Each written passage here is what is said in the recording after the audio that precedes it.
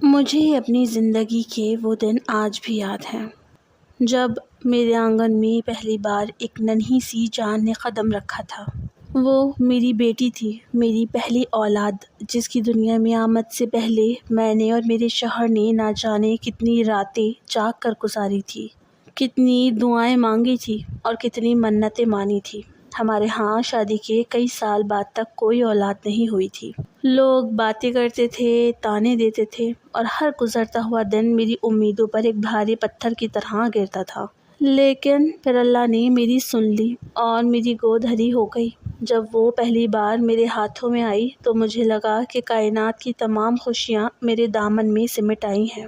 وہ ایک بہت ہی پیاری اور معصوم بچی تھی۔ ہم نے اس کا نام بہت پیار سے رکھا تھا اور اس کے آنے سے گھر کا سونا پن ہمیشہ کے لیے ختم ہو گیا۔ وہ بچی شروع سے ہی بہت فرما بردار اور محنتی تھی۔ اس کی بڑی بڑی آنکھیں ہمیشہ کچھ سیکھنے اور کچھ کرنے کی جستجو میں لگی رہتی تھی۔ وہ جیسے جیسے بڑی ہو رہی تھی میرے دل کا سکون بڑھتا جا رہا تھا۔ وہ پڑھائی میں بہت تیز تھی اور گھر کے کاموں میں بھی میرا ہاتھ بٹانے کی کوشش کرتی تھی، حالانکہ وہ ابھی چھوٹی تھی۔ لیکن اس کی سمجھداری دیکھ کر اکثر لوگ حیران رہ جاتے تھے۔ وہ اپنے کھلونوں کو سنبھال کر رکھتی، اپنے کپڑے خود تہہ کرتی، اور جب بھی میں تھکی ہوئی ہوتی تو وہ اپنے ننھے ہاتھوں سے میرے کندھے دبانے آ جاتی تھی۔ مجھے لگتا تھا کہ اللہ نے مجھے دنیا کی سب سے بہترین بیٹی سے نوازا ہے۔ اس کی پوری زندگی ہمارے ارد گرد گھومتی تھی اور ہماری زندگی کا مرکز وہ اکیلی بچی تھی۔ اس کی ہنسی سے گھر گونجتا تھا اور اس کی چھوٹی سی کامیابی بھی ہمارے لیے کسی عید کے تہوار سے کم نہیں ہوتی تھی۔ ہم نے اس کی پرورش میں کوئی کسر نہیں چھوڑی تھی اور وہ بھی ہماری محبت کا حقدار خود کو ثابت کرتی تھی۔ وقت کا پہیہ اپنی رفتار سے چلتا رہا اور دیکھتے ہی دیکھتے 6 سال گزر گئے۔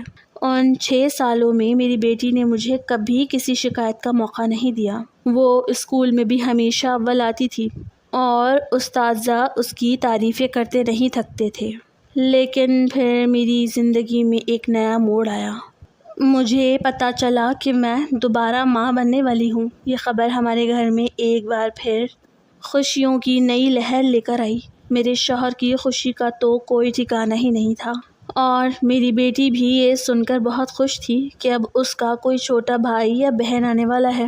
وہ روز میرے پیٹ پر ہاتھ رکھ کر باتیں کرتی تھی اور کہتی تھی کہ وہ اپنے چھوٹے بہن بھائی کا بہت خیال رکھے گی۔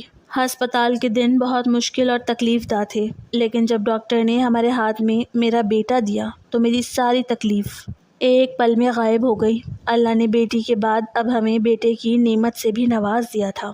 ہمارے پورے خاندان میں دھوم مچ گئی تھی، ہر کوئی مبارکباد دے رہا تھا۔ ہسپتال سے جب ہم فارغ ہو کر گھر واپس آئے تو پورا گھر پھولوں اور غباروں سے سجا ہوا تھا۔ میرے شوہر نے مٹھائیاں بانٹی اور رشتہ داروں کا تانتا بن گیا۔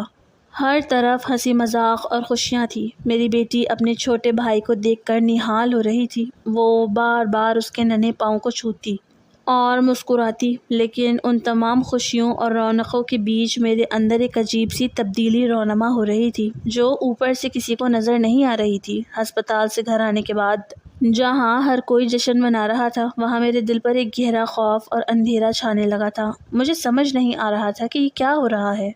جب سب لوگ اپنے اپنے گھروں کو لوٹ جاتے اور کمرے میں صرف میں، میرا شوہر اور دونوں بچے رہ جاتے تو میری دھڑکنیں تیز ہونے لگتی۔ میں اپنے معصوم بیٹے کو دیکھتی تو مجھے پیار کرنے کے بجائے ایک عجیب سا خوف محسوس ہوتا۔ مجھے لگتا کہ میں ایک بہت بڑی ذمہ داری کے نیچے دب گئی ہوں۔ اسی کیفیت کو شاید لوگ بعد میں پوسٹ پارٹم ڈپریشن کا نام دیتے ہیں، لیکن اس وقت مجھے صرف اپنی تباہی نظر آ رہی تھی۔ میں راتوں کو اٹھ اٹھ کر بیٹھ جاتی اور رونے لگتی۔ میرے شوہر سمجھتے کہ شاید میں تھکن کی وجہ سے ایسا کر رہی ہوں، لیکن حقیقت کچھ اور ہی تھی۔ میرے دماغ میں ہر وقت ایک ہی سوال گردش کرتا رہتا تھا کہ کیا میں اپنی اس بڑی بیٹی کو اب وہ توجہ دے پاؤں گی جس کی وہ حقدار ہے۔ وہ بچی جس نے 6 سال تک میری پوری توجہ سمیٹی تھی، اب اچانک اس کے حصے کی محبت بڑھ جائے گی۔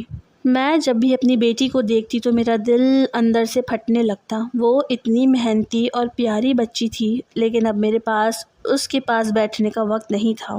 چھوٹا بچہ ہر وقت روتا رہتا اور اس کی دیکھ بھال میں میرا پورا دن اور پوری رات نکل جاتی۔ میں اپنی بیٹی کو اسکول کے لیے تیار بھی مشکل سے کر پاتی تھی۔ وہ صبح خود ہی اٹھتی، اپنے کپڑے پہنتی اور جب مجھے چھوٹے بچے کے ساتھ مصروف دیکھتی تو چپ چاپ آ کر میرے سر پر بوسہ دیتی اور اسکول چلی جاتی۔ اس کی یہ خاموشی اور سمجھداری مجھے اور زیادہ مجرم محسوس کرواتی تھی۔ میرے اندر کا خوف اب ایک مستقل دہشت میں بدل چکا تھا۔ میں جب بھی آئینے میں اپنا چہرہ دیکھتی تو مجھے اپنی آنکھوں میں ایک ہاری ہوئی عورت نظر آتی۔ مجھے لگتا کہ میں ایک اچھی ماں نہیں ہوں۔ میں اپنے بیٹے کو بھی وہ محبت نہیں دے پا رہی تھی جو ایک ماں کو دینی چاہیے، اور اپنی بیٹی سے تو جیسے میں بہت دور ہوتی جا رہی تھی۔ رات کے اندھیرے میں جب پورا گھر سو جاتا تو میں بستر پر لیٹے لیٹے چھت کو تکتی رہتی اور میرے آنسو تکیے کو بھگو دیتے۔ مجھے لگتا کہ یہ خوشیاں جو ہمارے گھر آئی ہیں یہ دراصل ایک بہت بڑے امتحان کی شروعات ہے۔ میرے اندر کا وہ خوفزدہ حصہ مجھے بار بار یہ احساس دلاتا تھا کہ میں ان دونوں بچوں کے ساتھ انصاف نہیں کر پاؤں گی۔ میں اپنی بیٹی کی معصومیت اور اس کی قربانی کو دیکھ کر اندر ہی اندر گھٹ رہی تھی، اور ہسپتال سے آنے کے بعد کا وہ پہلا ہفتہ میری زندگی کا سب سے کٹھن اور خوفزدہ ہفتہ بن چکا تھا۔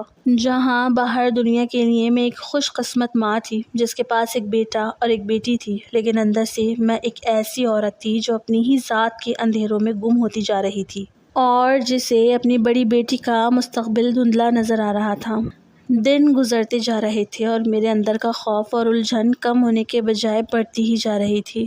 ہسپتال سے گھر آنے کے بعد سے میں خود کو ایک عجیب سے بھنور میں پھنسا ہوا محسوس کر رہی تھی، جہاں ایک طرف ننھے بیٹے کی ذمہ داری تھی جو ہر وقت روتا رہتا تھا، اور دوسری طرف میری وہ معصوم بیٹی تھی جو خاموشی سے سب کچھ برداشت کر رہی تھی۔ ایک دن صبح سے ہی میرا موڈ بہت عجیب تھا۔ چھوٹے بچے نے رات بھر مجھے سونے نہیں دیا تھا اور میری آنکھیں تھکن سے بند ہو رہی تھی۔ میری بیٹی ہمیشہ کی طرح اس دن بھی میری مدد کرنے کی کوشش کر رہی تھی۔ وہ کچن میں گئی تاکہ میرے لیے پانی لے کر آئے یا شاید کچھ برتن سمیٹنے میں ہاتھ بٹائے۔ وہ اب بھی بہت چھوٹی تھی، لیکن اس کا دل چاہتا تھا کہ وہ اپنی ماں کا بوجھ ہلکا کرے۔ میں کمرے میں بیٹے کو گود میں لیے بیٹھی تھی کہ اچانک کچن سے ایک زوردار آواز آئی، جیسے کوئی چیز بہت بری طرح ٹوٹی ہو۔ اس آواز کے ساتھ ہی میری بیٹی کی ایک چیخ ابھری۔ میرا دل جیسے ایک پل کے لیے دھڑکنا بھول گیا۔ میں پاگلوں کی طرح بھاگتی ہوئی کچن کی طرف گئی۔ وہاں کا منظر دیکھ کر میرے پاؤں تلے سے زمین نکل گئی۔ زمین پر کانچ کے ایک گلاس کے ٹکڑے بکھرے ہوئے تھے جو میری بیٹی کے ہاتھ سے چھوٹ کر ٹوٹ گیا تھا، اور بدقسمتی سے ایک بڑا تیز ٹکڑا اس کے ننھے سے پیر میں لگ چکا تھا، جہاں سے تیزی سے خون بہہ رہا تھا۔ وہ درد سے تڑپ رہی تھی اور اس کی آنکھوں سے آنسو جاری تھے۔ اپنی بیٹی کو اس حالت میں دیکھ کر میں اپنے حواس کھو بیٹھی۔ میرے اندر کا سارا دباؤ اور خوف ایک دم پھٹ پڑا۔ میں وہیں زمین پر بیٹھ گئی اور اس کو گلے لگا کر اتنی زور زور سے رونے لگی کہ خود میری بیٹی اپنی چوٹ کا درد بھول کر مجھے حیرت اور خوف سے دیکھنے لگی۔ میرا رو رو کر برا حال ہو گیا تھا۔ مجھے لگ رہا تھا کہ یہ سب میری غفلت کی وجہ سے ہوا ہے۔ اگر میں کچن میں ہوتی یا میں نے اس پر دھیان دیا ہوتا تو میری بچی کو یہ چوٹ کبھی نہ لگتی۔ میں خود کو دنیا کی سب سے بری ماں سمجھ رہی تھی جو اپنی 6 سال کی معصوم بچی کا خیال بھی نہیں رکھ پا رہی تھی۔ جب میرے شوہر شام کو گھر آئے اور انہوں نے گھر کا یہ ماحول دیکھا تو وہ دنگ رہ گئے۔ بیٹی کی پیر پر پٹی بندھی ہوئی تھی اور میں کونے میں بیٹھی اب بھی سسکیاں لے رہی تھی۔ انہوں نے جب میری یہ حالت دیکھی تو وہ بہت پریشان ہو گئے۔ وہ میرے پاس آئے، میرے سر پر ہاتھ رکھا اور مجھے بہت پیار سے سمجھانے لگے کہ تم حد سے زیادہ اسٹریس لے رہی ہو۔ تم اپنے دماغ پر ایک ایسا بوجھ سوار کر چکی ہو جو حقیقت میں ہے ہی نہیں۔ انہوں نے مجھ سے کہا کہ ایک چھوٹے بچے کی آمد کے بعد ہر ماں کی زندگی میں ایسے دن آتے ہیں۔ یہ کوئی اتنی بڑی بات نہیں ہے، لیکن تمہاری حالت دیکھ کر مجھے تشویش ہو رہی ہے۔ انہوں نے ایک مشورہ دیا جو میرے لیے کسی جھٹکے سے کم نہیں تھا۔ وہ چاہتے تھے کہ میں کچھ دنوں کے لیے اپنے میکے چلی جاؤں۔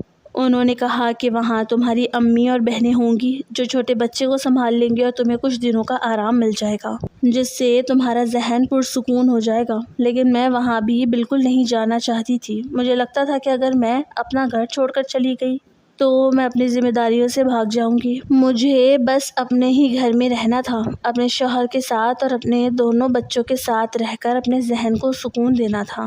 میں نے اپنے شوہر سے صاف منع کر دیا کہ میں کہیں نہیں جاؤں گی۔ اس بات پر ہمارے درمیان بحث شروع ہو گئی۔ کبھی شوہر میری بات کو اور میرے اس اندرونی درد کو سمجھ جاتے تھے اور پیار سے تسلی دیتے تھے، لیکن کبھی وہ الٹا مجھ پر غصہ ہونے لگتے تھے۔ ان کا غصہ بھی شاید ان کی بے بسی کی وجہ سے تھا۔ وہ کہتے تھے کہ تم 24 گھنٹے ایک ہی بات سوچتی رہتی ہو اور تمہاری ایسی مایوسی کن باتوں سے ہی بچی کا دماغ بھی غلط طرف جائے گا۔ وہ اثر لے گی کہ شاید اس کے ماں باپ اس سے پیار نہیں کرتے یا اس کا بھائی آنے سے سب کچھ بدل گیا ہے۔ اسی لیے تم ایسی باتیں بالکل نہ کیا کرو۔ تم بہت اچھی ماں ہو اور تم نے ہمیشہ دونوں بچوں کا خیال رکھا ہے۔ لیکن ان کی یہ باتیں مجھے سکون دینے کے بجائے مزید الجھا دیتی۔ کبھی وہ کہتے کہ میں تمہارا اب کیا کروں، تم کسی کی بات سنتی ہی نہیں ہو۔ مجھے بس عجیب الجھنوں کا شکار رہنا پڑتا تھا، جہاں ایک طرف شوہر کی باتیں تھی تو دوسری طرف میرا اپنا اندرونی خوف تھا جو مجھے چین نہیں لینے دیتا تھا۔ انہی دنوں میری بیٹی کا اسکول سے رزلٹ آیا۔ وہ دن میری زندگی کا ایک اور بڑا دھچکا تھا۔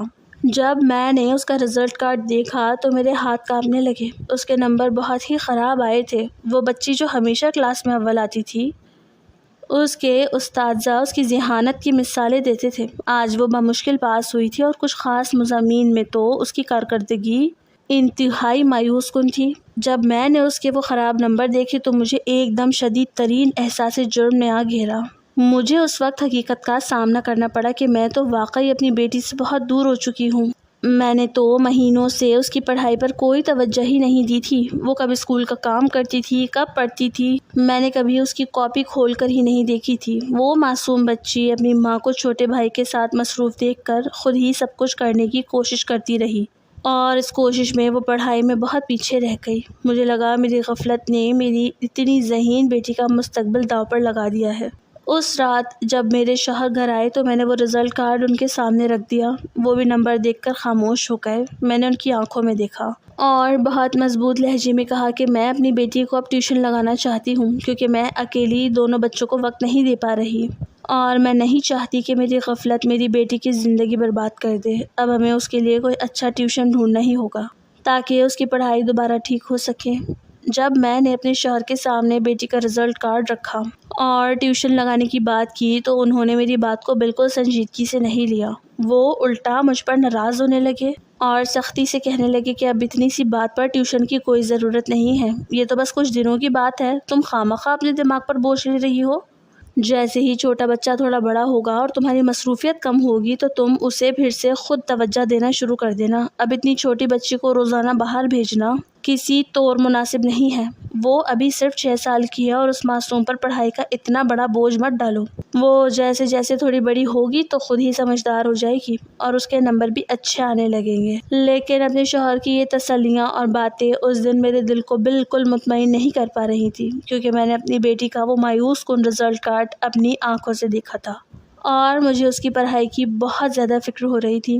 سچ بات تو یہ تھی کہ میں اندر سے خود کو ایک ناکام ماں محسوس کر رہی تھی۔ مجھے لگتا تھا کہ میری ہی غفلت کی وجہ سے میری اتنی ذہین بچی پڑھائی میں اتنی پیچھے رہ گئی ہے۔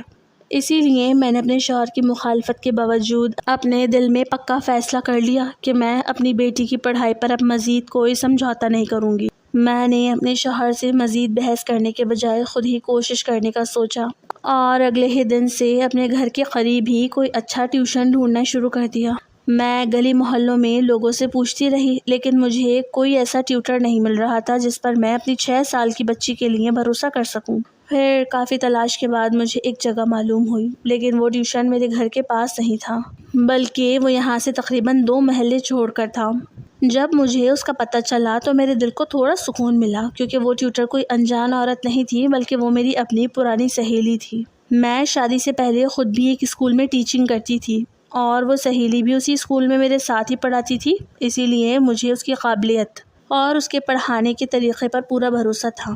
مجھے اچھی طرح معلوم تھا کہ وہ میری بیٹی کو بہت اچھا پڑھائے گی اور اس کی پڑھائی کی کمزوریوں کو دور کر دے گی، مگر اس سب سے بڑا مسئلہ یہ تھا کہ اس کے اور میرے گھر کے بیچ میں تقریباً 15 سے 20 منٹ کا فاصلہ تھا اور روزانہ ایک چھوٹے روتے ہوئے بچے کے ساتھ اپنی بیٹی کو خود چھوڑنے جانا اور پھر واپس لے کر آنا میرے لیے کسی صورت ممکن نہیں تھا کیونکہ چھوٹا بچہ اکیلے گھر میں رہ نہیں سکتا تھا اور اسے اتنی دور ساتھ لے جانا بھی روز کا عذاب تھا۔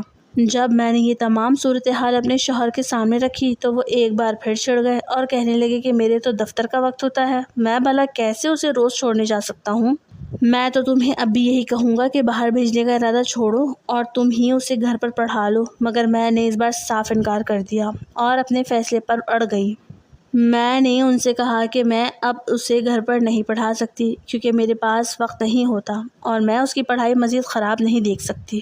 اسی لیے آپ مہربانی کریں اور اس کے لیے روزانہ آنے جانے کا کوئی رکشہ لگوا دیں۔ میرے شوہر یہ سن کر حیران رہ گئے اور کہنے لگے کہ تم پاگل تو نہیں ہو گئی ہو؟ اتنی چھوٹی بچی اکیلی رکشے میں کیسے جائے گی؟ یہ بالکل محفوظ نہیں ہے اور میں اس کی اجازت نہیں دوں گا۔ مگر میں نے بھی اس دن ہار ماننے سے صاف انکار کر دیا اور بہت ہی سخت لہجے میں کہہ دیا کہ میں اپنی بچی کو پڑھائی پر اب کوئی کمپرومائز نہیں چاہتی۔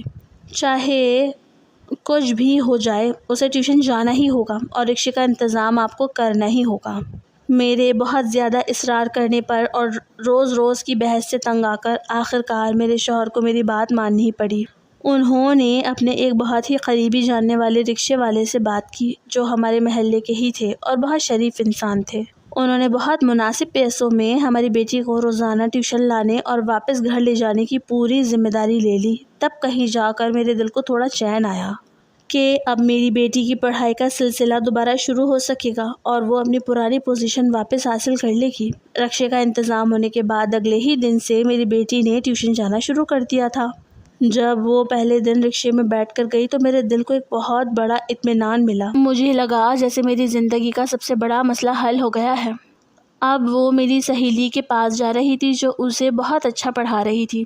اس بات سے مجھے بہت تسلی ہو گئی تھی اور میرا اندرونی خوف بھی اب کچھ کم ہونے لگا تھا۔ مجھے لگ رہا تھا کہ اب میری بچی کا مستقبل محفوظ ہے اور وہ پڑھائی میں دوبارہ سب سے آگے نکل جائے گی۔ شروع کے چند دن تو سب کچھ بالکل ٹھیک ٹھاک چلتا رہا اور میں اپنے چھوٹے بیٹے کی دیکھ بھال میں پرسکون ہو کر مصروف ہو گئی، لیکن پھر دھیرے دھیرے میری بیٹی کے رویے میں ایک عجیب اور گہری تبدیلی آنا شروع ہو گئی جو شروع میں میری نظروں سے اوجھل رہی۔ وہ بچی جو ہمیشہ ہنستی کھیلتی رہتی تھی اب آہستہ آہستہ بہت زیادہ خاموش رہنے لگی تھی۔ وہ اسکول اور ٹیوشن سے آنے کے بعد اپنے کمرے کے کونے میں چپ چاپ بیٹھ جاتی تھی اور جب بھی دوپہر کو ٹیوشن جانے کا وقت قریب آتا تو اس کے چہرے پر ایک عجیب سا ڈر اور خوف صاف نظر آنے لگتا تھا۔ وہ ٹیوشن جانے کے نام پر ہی بری طرح ڈری سہمی نظر آتی تھی اور اس کے ننھے ہاتھ پاؤں گھبراہٹ میں کانپنے لگتے تھے۔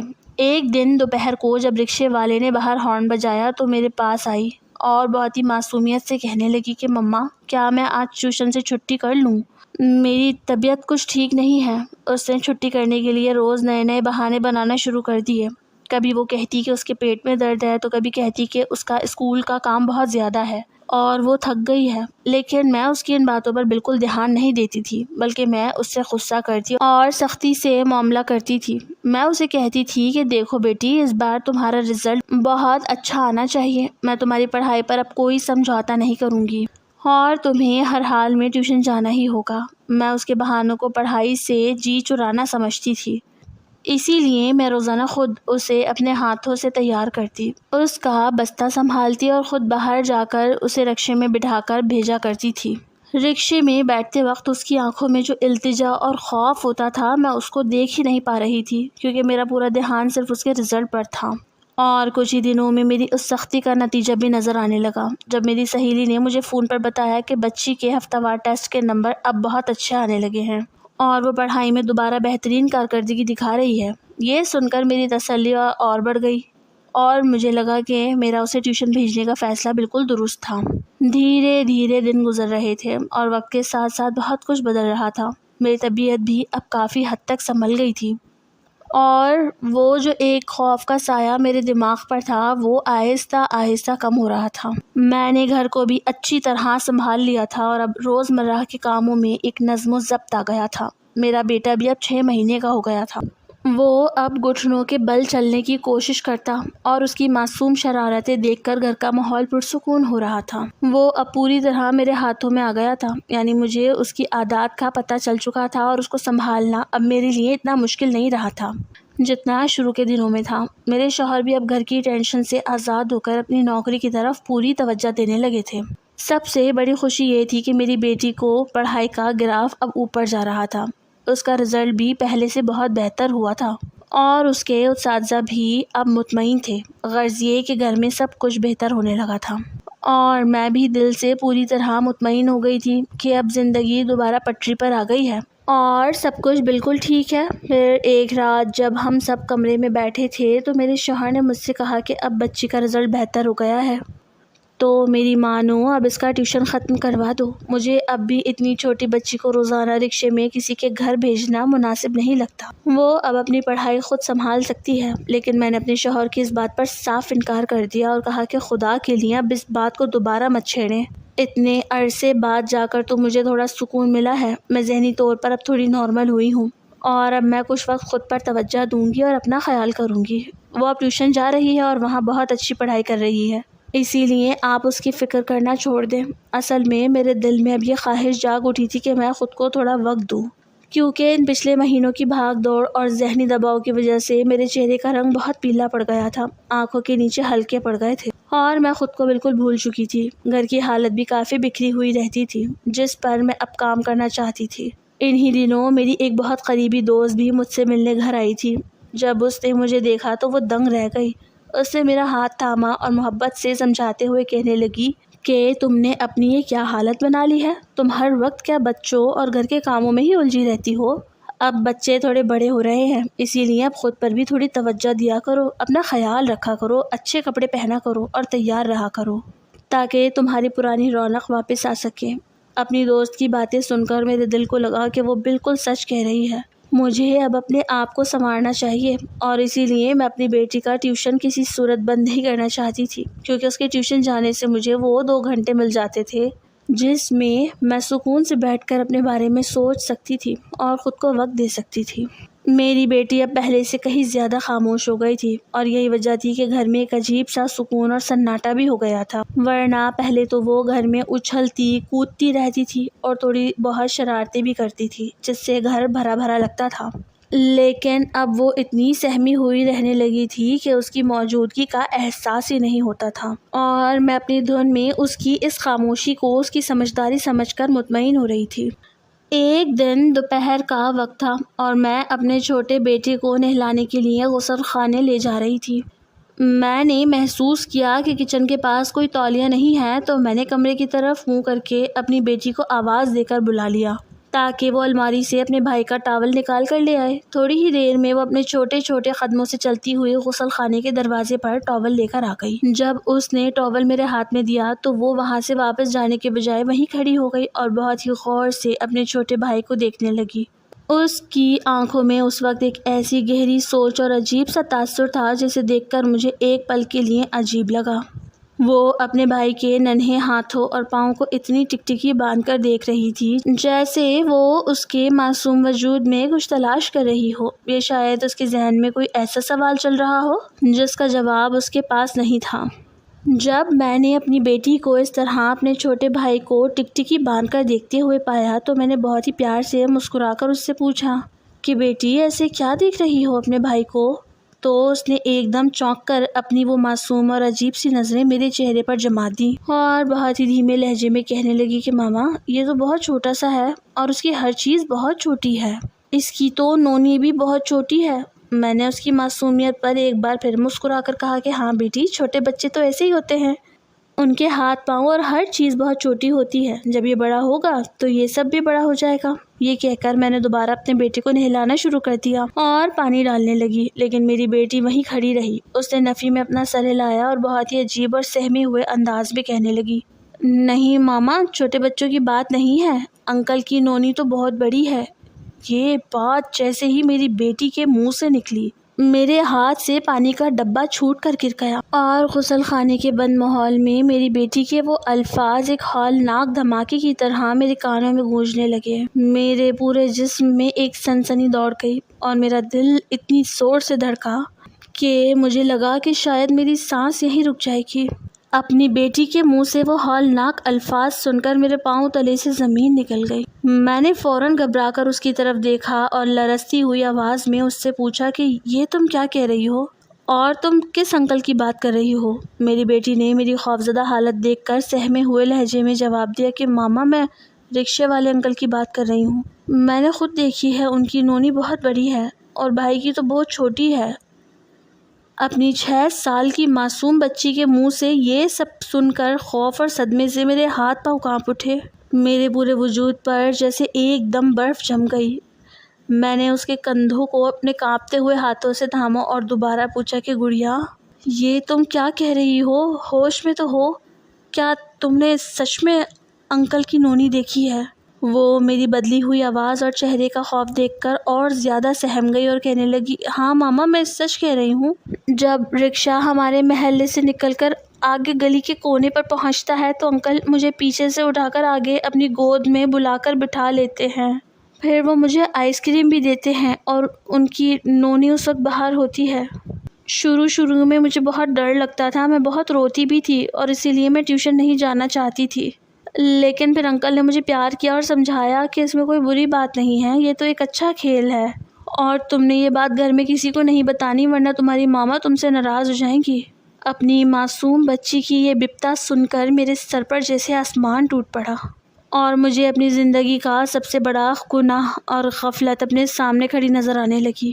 اپنی معصوم بیٹی کی زبان سے یہ ہولناک اور دل دہلا دینے والی حقیقت سننے کے بعد میرے اندر جیسے سب کچھ ختم ہو گیا تھا۔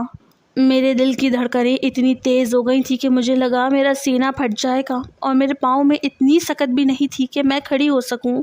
میں غسل خانے کے اسی گیلے فرش پر گھٹنوں کے بل بیٹھ گئی اور اپنے کانپتے ہوئے ہاتھوں کو آگے بڑھا کر اپنی اس 6 سال کی معصوم جان کو اپنی گود میں کھینچ لیا۔ میں نے اسے اتنی زور سے اپنے سینے سے لگا لیا کہ جیسے میں اسے دنیا کی تمام برائیوں اور اس وحشی انسان کے سائے سے ہمیشہ کے لیے اپنے اندر چھپا لینا چاہتی ہوں۔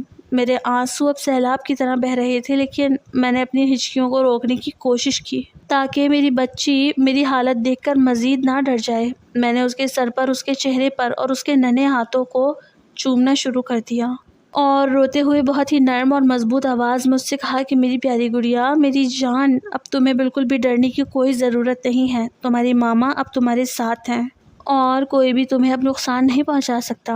تم نے جو کچھ مجھے بتایا ہے وہ بالکل سچ ہے اور تم نے بہت اچھا کیا جو مجھے سب کچھ بتا دیا۔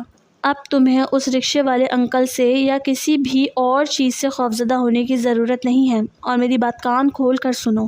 اب سے تم مجھے اپنی ہر بات بتاؤ گی، تمہارے ساتھ جو بھی ہو، جیسا بھی ہو، تم نے کبھی مجھ سے کوئی بات نہیں چھپانی، کیونکہ تمہاری ماما تم سے بہت پیار کرتی ہیں اور وہ کبھی تم سے ناراض نہیں ہوں گی۔ میری بیٹی جو پچھلے کئی مہینوں سے خوف کی ایک گہری چادر میں لپٹی ہوئی تھی اور جس کا دم گھٹ رہا تھا، جب اس نے اپنی ماں کے منہ سے یہ تسلی بخش الفاظ سنے اور میری محبت کا احساس پایا تو اس کے چہرے پر سے وہ 6 مہینے پرانا ڈر اور سہمے ہوئے تاثرات ایک دم غائب ہونے لگے۔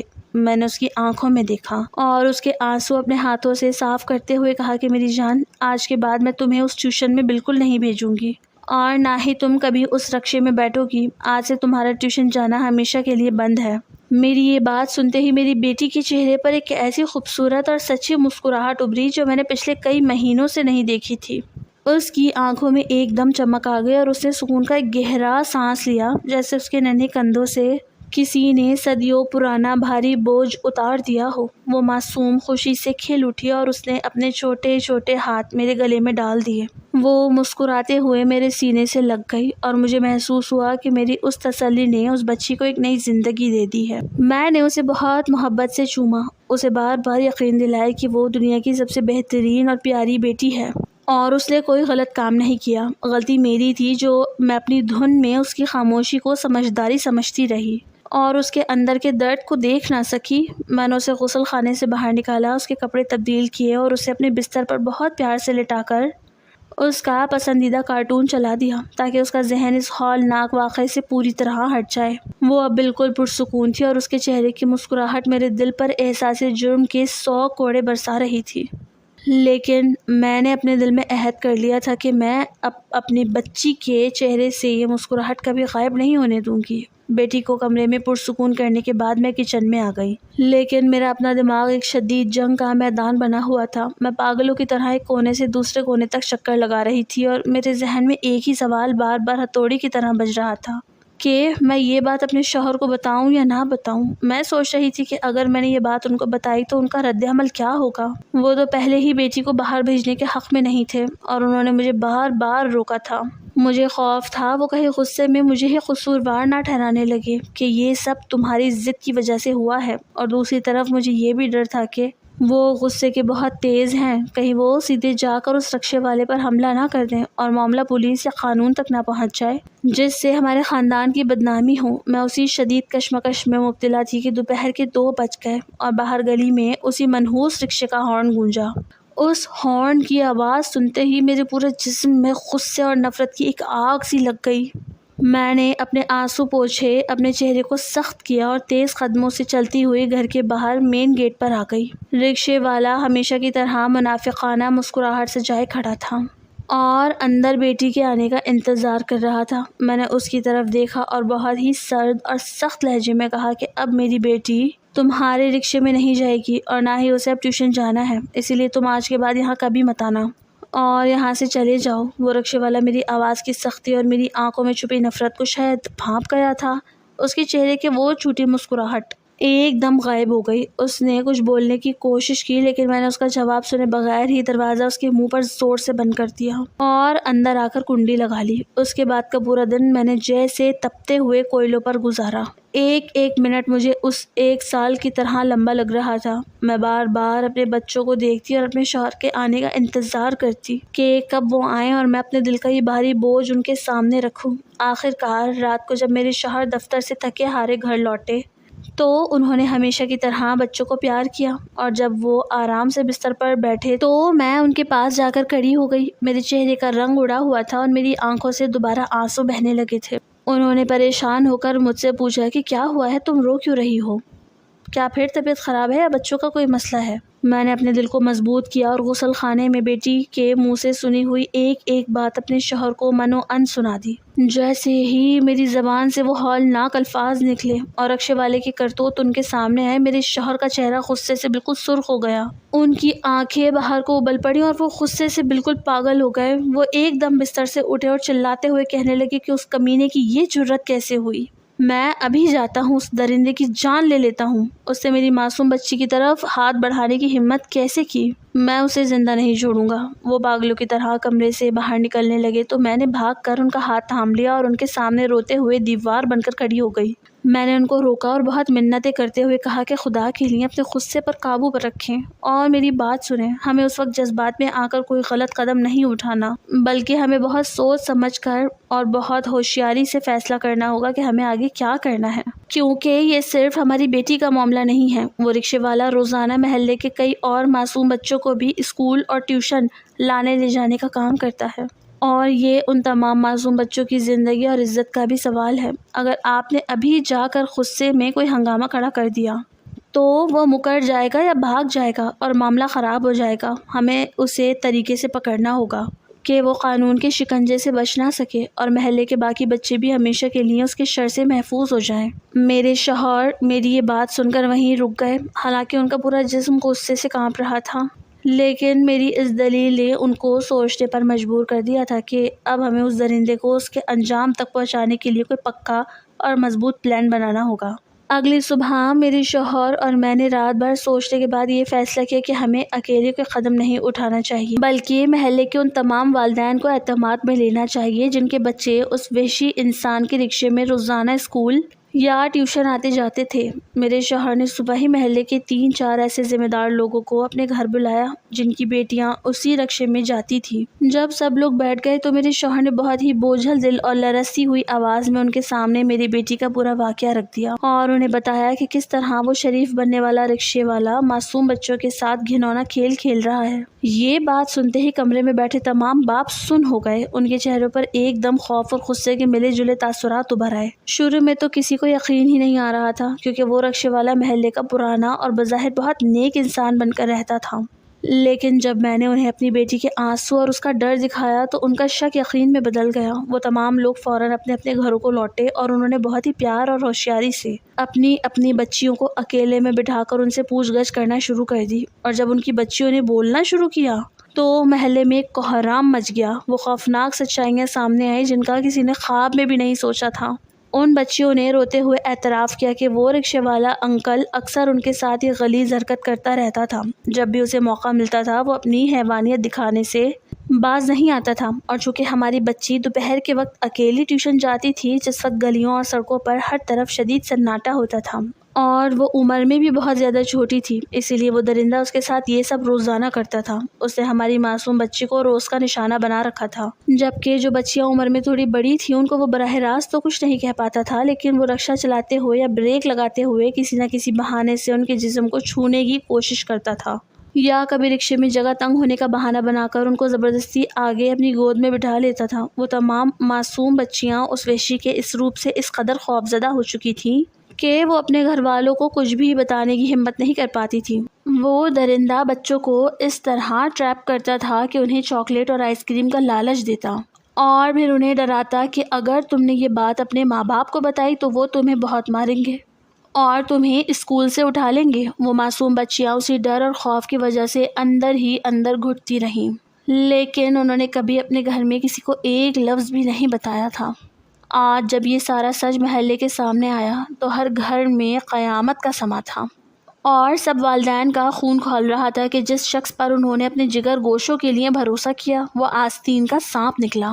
اب کسی میں بھی مزید صبر کی سکت نہیں رہی تھی، سب کا خون کھول رہا تھا اور لوگ اس درندے کو جان سے مارنے کے لیے تیار تھے، لیکن میرے شوہر اور محلے کے کچھ سمجھدار بزرگوں نے سب کو سنبھالا اور کہا کہ ہمیں قانون کو اپنے ہاتھ میں نہیں لینا چاہیے، بلکہ اسے ایسی سخت سزا دلوانی ہے کہ یہ زندگی بھر جیل کی سلاخوں کے پیچھے سڑے۔ اسی فیصلے کے تحت محلے کے تمام والدین اکٹھے ہوئے اور انہوں نے مل کر پولیس میں باقاعدہ کمپلین درج کروانے کا فیصلہ کیا۔ خوش قسمتی سے ہمارے ہی محلے کے اگلے موڑ پر ایک بہت ہی ایماندار اور غیور پولیس افسر رہتے تھے، جو ہمارے محلے دار بھی تھے اور ان سب حالات سے واقف تھے۔ جب وہ پولیس والے بھائی ہمارے گھر آئے اور انہوں نے تمام بچیوں کے بیانات اور روتے ہوئے والدین کی حالت دیکھی تو ان کا دل بھی پسیج گیا اور انہوں نے اس کیس کو ذاتی طور پر سنبھالنے کا وعدہ کیا۔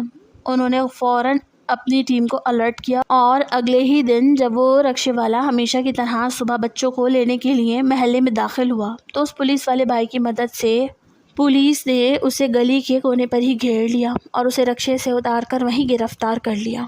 شروع میں تو وہ درندہ اپنی مکارانہ مسکراہٹ کے ساتھ خود کو بے قصور ثابت کرنے کی کوشش کرتا رہا اور کہنے لگا کہ میں تو شریف انسان ہوں، یہ سب میرے خلاف سازش ہے۔ لیکن جب پولیس نے اسے تھانے لے جا کر سختی سے تفتیش شروع کی اور اس کا موبائل فون اپنے قبضے میں لے کر اسے چیک کیا تو وہاں ایک اور ہولناک انکشاف ہوا۔ اس رکشے والے کے موبائل فون سے بہت ساری نازیبا اور انتہائی گندی ویڈیوز برآمد ہوئی، جس سے یہ بات پوری طرح ثابت ہو گئی کہ وہ ایک عرصے سے ایسی ہی غلیظ اور گندی حرکتوں میں پڑا ہوا تھا اور اس کا ذہنی توازن اور کردار بالکل تباہ ہو چکا تھا۔ اس کے موبائل سے ملنے والے ثبوت اتنے پکے تھے کہ اس کے مکرنے کا کوئی راستہ نہیں بچا تھا۔ اس کے بعد عدالت میں کیس شروع ہوا اور محلے کے تمام والدین اپنی بچیوں کی حفاظت کے لیے ایک دیوار بن کر کھڑے ہو گئے۔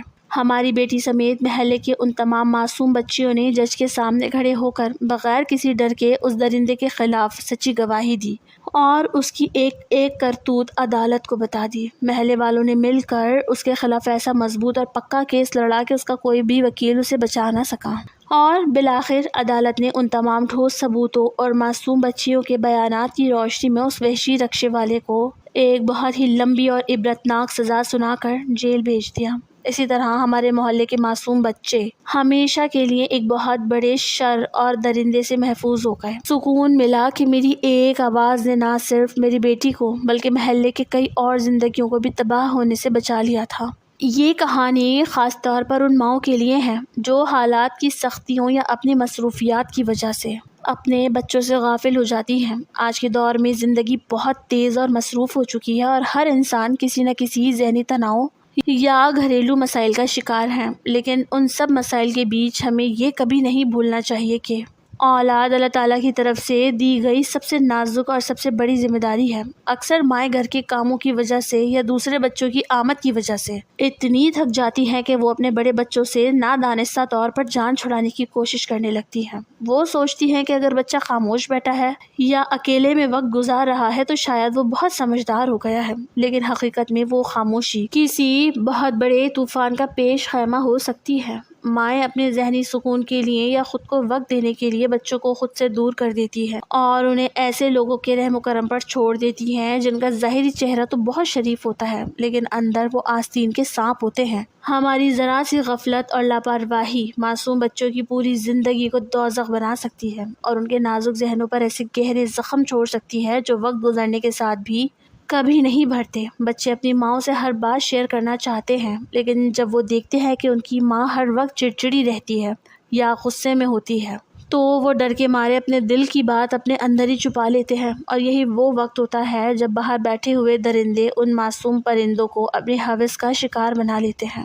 وہ بچوں کو ٹریپ کرتے ہیں، انہیں ڈراتے دھمکاتے ہیں اور مائیں اپنی دھن میں مگن رہتی ہیں۔ تمام ماؤں کو چاہیے کہ وہ اپنے بچوں کے ساتھ ایک ایسا دوستانہ رشتہ بنائیں کہ بچے کے ساتھ باہر یا اسکول میں کچھ بھی ہو تو وہ سب سے پہلے آ کر اپنی ماں کو بتائے، نہ کہ خوف سے کسی کونے میں بیٹھ کر آنسو بہائے۔ گھریلو مسائل اور ذہنی دباؤ اپنی جگہ، لیکن بچوں کی حفاظت اور ان پر توجہ دینا سب سے پہلا فرض ہے۔ اگر آج ہم نے اپنے بچوں پر دھیان نہ دیا اور انہیں وقت نہ دیا تو کل کو پچھتاوے کے سوا ہمارے ہاتھوں میں کچھ نہیں بچے گا۔ اسی لیے اپنے بچوں کی خاموشی کو پڑھنا سیکھیں، ان کی آنکھوں کے خوف کو پہچانیں اور انہیں کبھی بھی کسی غیر محفوظ انسان کے سہارے مت چھوڑیں، کیونکہ آپ کی تھوڑی سی توجہ ان معصوم جانوں کو دنیا کے بڑے سے بڑے شر سے ہمیشہ کے لیے محفوظ رکھ سکتی ہے۔